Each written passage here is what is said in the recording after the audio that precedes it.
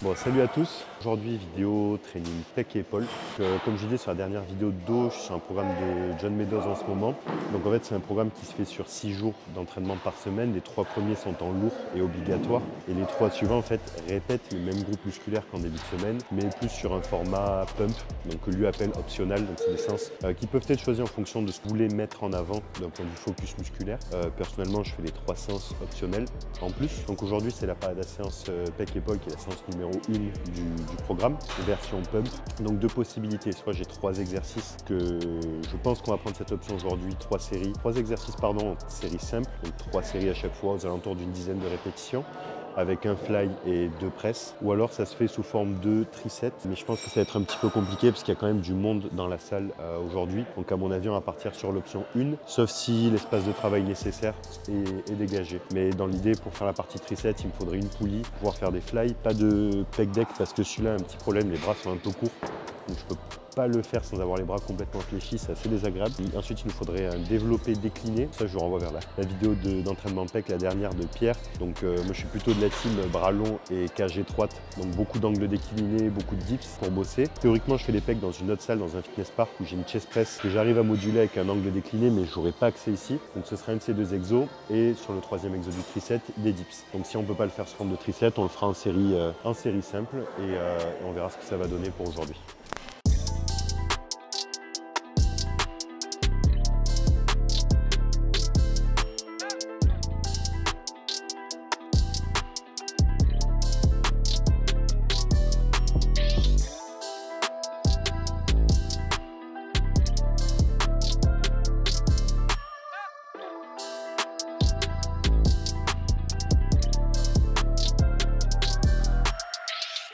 Bon, du coup, premier exo, comme on n'a pas de pec deck à dispo, quand je suis dans l'autre salle, je fais un pec deck hammer en premier, chest press décliné en 2 et des dips en 3. Donc là, comme j'ai pas le pec deck à dispo, je vais me faire une petite setup, je vais rajouter un haltère pour être un peu plus stable. Donc je fais des écartés assis sur banc pour la composante stabilité. L'avantage de cette poulie, c'est qu'elle est réglable en largeur et en hauteur, donc c'est très facile de se placer correctement pour un bon angle de travail. Au niveau des séries, donc on est sur du 10 répétitions pour le moment, gamme montante, une 30 de repos. Le but est de faire la dernière série à l'échec et d'avoir les 2 avant celle-là qui soient difficiles mais pas à l'échec.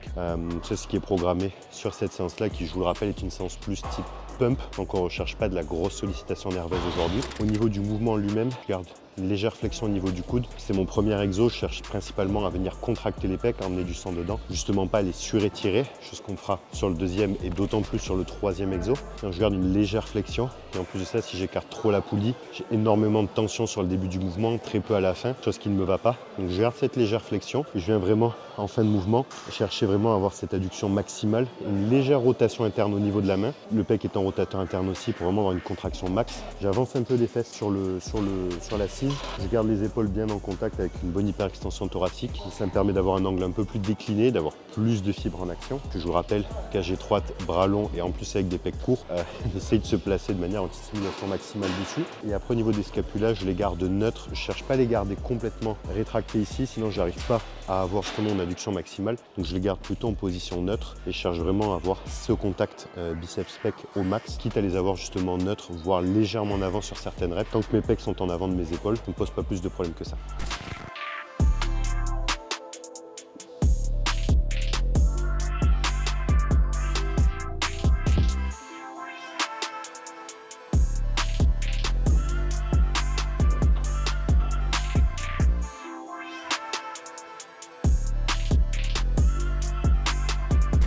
Et après, tout à l'heure, je vous ai fait un petit peu de pub à Pierre qui est un super gars. Mais dites-moi quand même en commentaire si vous aimez bien ces vidéos, parce que si c'est pas le cas, ça on pourra tous aller signaler sa chaîne, histoire qu'il se fasse strike rapidement pour contenu défectueux. Donc dites-moi en commentaire si vous aimez bien Pierre et si vous aimez bien ces vidéos. Vous avez le droit de l'aimer et de pas aimer ses vidéos, et là on peut quand même strike sa chaîne et on fera ça tous en équipe pour le soutenir, surtout qu'il met beaucoup de contenu en ce moment. Du coup, je pense que ça peut énormément l'aider d'aller le soutenir de cette manière-là. Donc n'hésitez pas à me dire en commentaire si vous avez un petit raid sur la chaîne de Pierre, comme ça on se fera ça tous ensemble.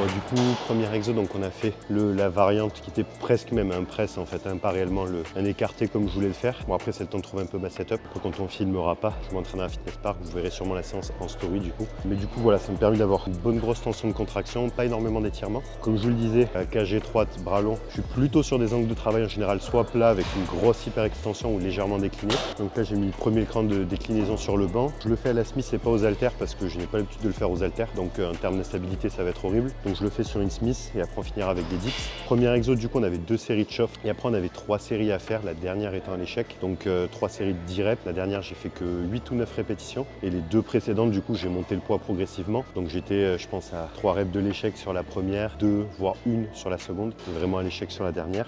Donc là ici on a une montée de gamme pareil sur du 10 reps avec uniquement la dernière à l'échec. Donc on va voir un petit peu ce que ça donne aussi. À un moment que j'ai pas fait de Smith, donc pareil, pas de série lourde et pas énormément de volume aujourd'hui. Comme je vous le disais, c'est une séance plus pump et on finira sur 3 séries de dips au poids du corps max rep pour aujourd'hui et seulement 3 exos. Alors d'habitude je fais 4 séries et une moyenne entre 10 et 12 séries à l'échec total en règle générale, plutôt aux alentours des 6-8 pour la séance de pump.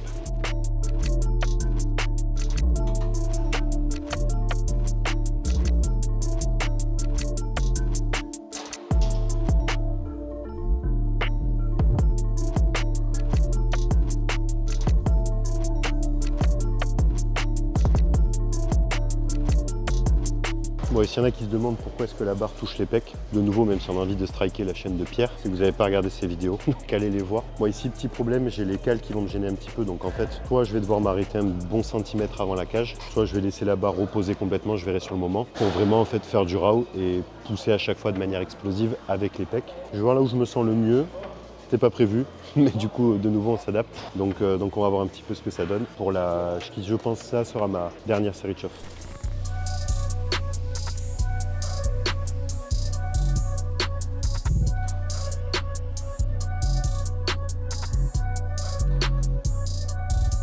Du coup on a fait le décliné juste avant, du coup on l'a fait en raw, donc barre posée à chaque fois. Donc même si je ne sais pas si vous le verrez sur la vidéo, parce que la barre était vraiment à quelques millimètres des pecs, mais elle reposait complètement sur les sécu à chaque fois que j'avais enlevé. Mais bon, du coup avec le banc décliné, ça tombe pile à la bonne hauteur. Je me suis mis en suicide grip, du coup j'en ai profité puisqu'il n'y a pas de risque pour vraiment pouvoir pousser et engager vraiment mes pecs forts dès le départ. Donc super ressenti. Bon du coup force bien moins importante que ce que j'avais prévu au départ, mais c'est pas grave, on s'en fiche. Tout dernier exo, dips, focus stretch, donc très légère pause en bas sur la phase d'étirement, 3 séries max rep et ce sera le dernier exo pour les pecs avant d'enchaîner sur les épaules.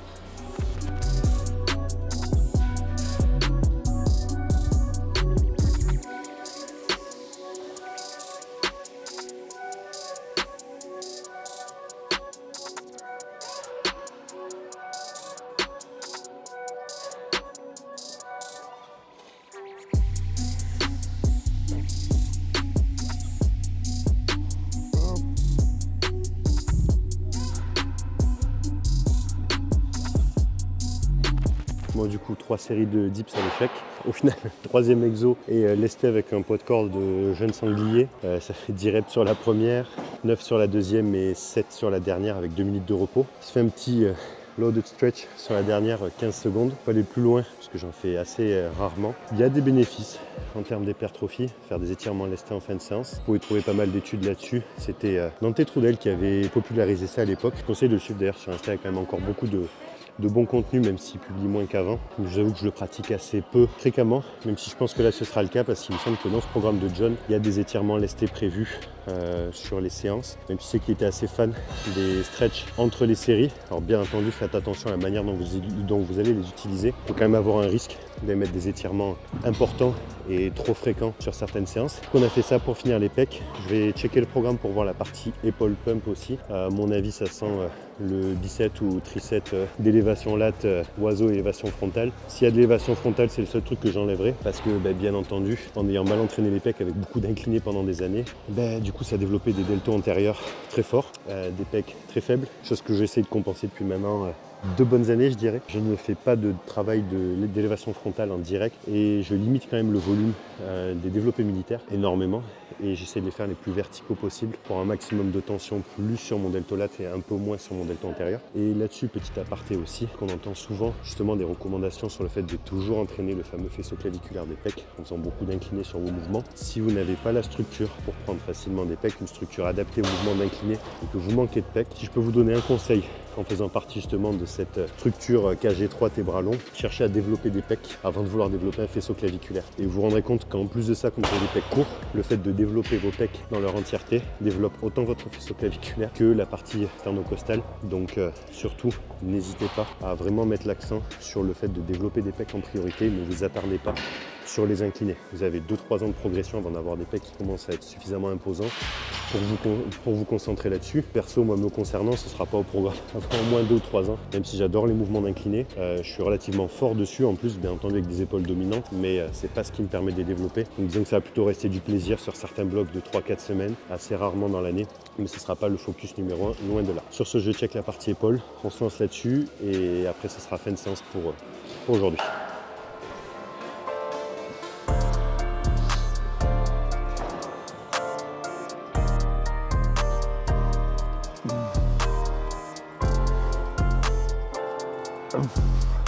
Pour vos élévations lattes, vous avez dû entendre pendant des années justement de vous focaliser sur votre coude, belle côte.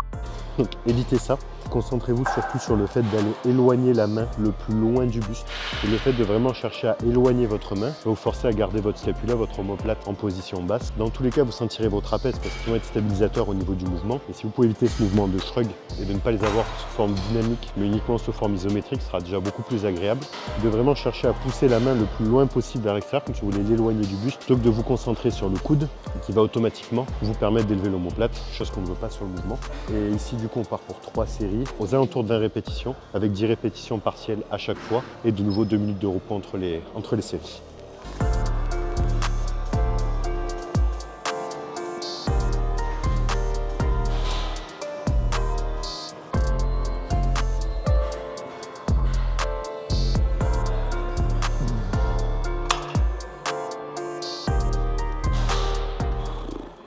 C'est la machine la plus lourde du monde pour les épaules.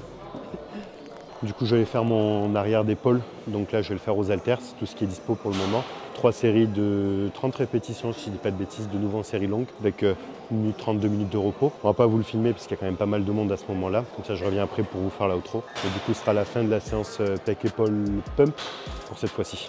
Bon, du coup, séance terminée. J'en profite pour faire une petite pub à Thomas avec les pulls Body. Vous avez pu voir dans la première vidéo, donc la vidéo de cuisse. Donc pour le moment, le premier lancement est déjà terminé, mais vous pouvez le suivre sur son compte pour les Body Fitness. Donc on vous le mettra là dans la description et à l'écran. Puis aller le suivre pour le lancement numéro 2. Du coup, pour la séance d'aujourd'hui, donc on a terminé la séance pec épaule en pump. J'ai repris le programme pour être sûr, parce que comme je l'ai attaqué il y a 2 jours, du coup après la fameuse semaine de repos avec la grippe. Ça, moi, je dis pas de bêtises. Donc, ça part sur une séance 1 qui sera une séance de jambes en lourd. Une séance 2, donc pec, épaule, triceps en lourd. Une séance 2, dos, biceps en lourd. Et après, ça fait une séance de legs en pump. Une séance de pec, épaule, triceps en pump, sachant qu'il n'y avait pas de triceps sur celle-ci. Une séance dos, biceps en pump et un jour de repos. Donc là, on a fait la séance pec, épaule, triceps en pump. Donc demain, une séance de biceps et après repos. Donc, je vais tester ça. Je sais que sur ce programme-là, ça fonctionne par bloc. Donc, le premier avec du drop set en priorité. Le deuxième avec des reps forcés. Donc là, je pense que ce sera plus des reps partiels pour moi, puisque si je m'entraîne seul, ça va être un peu compliqué. Troisième bloc, donc pendant 2 semaines avec du rest pause. De nouveau des reps forcés en semaine 7 et 8. En fait, après, ça reprend le même cycle. Drop set en semaine 9 et 10 et rest pause en semaine 11 et 12. Donc voilà, je vous referai un petit récap là-dessus. Et du coup, c'est terminé pour aujourd'hui. Donc là, ce sera la 3e vidéo qu'on sortira. Donc à partir des suivantes, on va commencer à diversifier un petit peu. Vous allez avoir du question-réponse. Vous allez avoir des full day fitting. On va en profiter pour en filmer un avec les calories hautes de prise de masse actuellement avant d'attaquer la phase de maintien et puis la phase de prépa. Donc on va vous filmer ça. Ça va être assez varié, on va se faire plaisir. Donc là, on prend un peu la main pour les premières vidéos, pour Jules aussi, qui puisse du coup être à l'aise dans la salle, dans s'entraîner tard, donc lumière différente aussi. Comme ça, nous, on se fait aussi la main de notre côté et après, on peut aussi proposer du contenu plus diversifié, un peu plus vlog. Il y a aussi pas mal de journées types qui ont été demandées pour voir un petit peu comment ça se passe d'un point de vue coaching, organisation, etc. Donc, on va vous préparer tout ça et accessoirement, j'aimerais aussi faire des collabs avec des personnes que j'aime bien, sous forme de questions-réponses aussi avec eux, partage de séances, que vous puissiez voir aussi des choses un petit peu plus variées, vous présenter les personnes que j'aime bien dans ce milieu et surtout dans leur domaine de prédilection. Donc voilà, mais ça je vous en dis pas plus, vous verrez ça sur le moment. Sinon sur ce, conseillez de vous abonner pour ne pas louper la suite des vidéos, activer la petite cloche, mettre un j'aime sur la vidéo et n'hésitez pas à la partager, notamment sur Instagram, parce que c'est ma plateforme numéro 1 pour le moment. Donc voilà, à la prochaine, ciao.